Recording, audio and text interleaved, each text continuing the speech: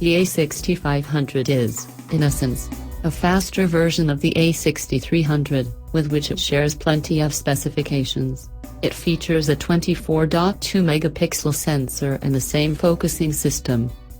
However, there have been a few changes.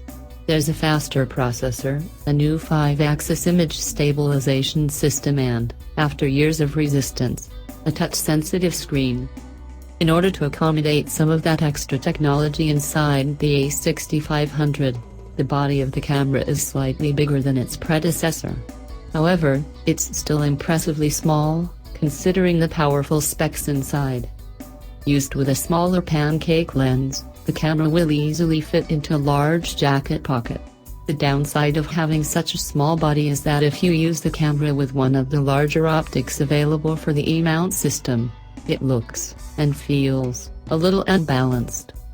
On the front of the camera is a reasonably large, protruding grip, whose rubberized coating feels comfortable in the hand. On the top of this grip is the shutter release and on/off switch, which sit naturally beneath your forefinger. On the top of the camera sits a mode dial, and a couple of customization buttons.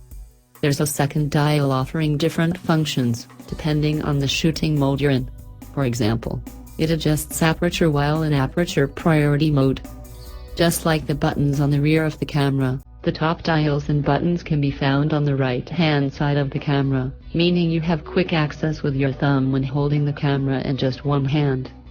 If you're using a larger lens, you may need to use your free hand to stabilize the camera. A decent array of buttons on the rear of the camera provide quick access to various settings. There's a scrolling dial that has built-in directional keys. Each of these keys already has an assign function, but you can change it to one of your choosing, if you prefer. There's also another spare customizable button to join the two on the top of the camera.